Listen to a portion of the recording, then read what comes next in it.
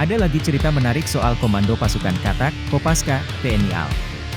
Peristiwa ini terjadi sekitar tahun 2005, saat ketegangan RI Malaysia di Blok Ambalat. Saat itu pemerintah RI membangun mercusuar Karang Unarang yang terletak di titik terluar. Upaya ini selalu diganggu oleh tentara laut di Raja Malaysia maupun Marine Police. Mulai dari bermanuver yang menimbulkan gelombang, hingga menganiaya pekerja mercusuar.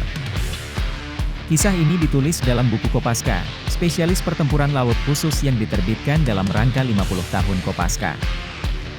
1 April 2005, dua kapal TLDM dan Marine Police Malaysia buang jangkar di dekat mercusuar. Upaya kapal patroli TNI AL KRI Tedong Naga mengusir mereka tak digubris. Komandan KRI pun meminta bantuan dari personel Kopaska yang memang disiagakan di sana. Serka Ismail meminta izin Komandan Tim Kopaska Letu Berni untuk meluncur ke kapal Malaysia. Letu Berni mengizinkan.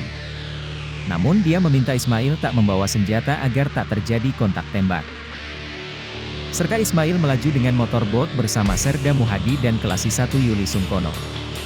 Ismail memerintahkan motorboat itu melaju zigzag dengan kecepatan tinggi.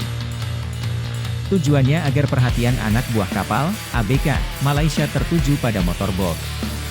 Sementara itu Ismail melompat dan berenang senyap menuju kapal Malaysia. Tanpa diketahui satupun ABK, Ismail naik ke atas kapal. Dia mendobrak pintu samping kapal sambil berteriak. "Di mana kapten kapal?" bentak Ismail hingga ABK Malaysia ketakutan. Serka Ismail pun sempat membentak seorang petugas meriam kapal Malaysia. Kapten kapal keluar. Dengan nada tinggi Ismail bertanya apa keperluan kapal Malaysia di tempat itu. Sang kapten menjawab normatif, hanya menjalankan perintah. "Baiklah kalau begitu. Daerah ini adalah wilayah saya, Indonesia. Jadi setelah saya turun dari kapal ini, segera pergi dari wilayah ini. Kalau tidak jangkar akan saya putuskan," serga Ismail pada komandan kapal Malaysia. Walau tak bersenjata, keberanian Ismail rupanya membuat nyali para ABK Malaysia ciut. Begitu Ismail lompat ke perahu karet, kapal pertama langsung angkat jangkar dan kabur dari Karang Unarang. Namun kapal kedua tak mau pergi. Serka Ismail dan tim Kopaska segera melaju. Aksi mereka dihalangi sehingga Ismail tak bisa naik kapal. Ismail segera menuju tali jangkar. Dia berteriak sambil menggoyang-goyangkan tali jangkar. "Kalau tidak pergi, tali jangkar ini saya ledakan," ancamnya.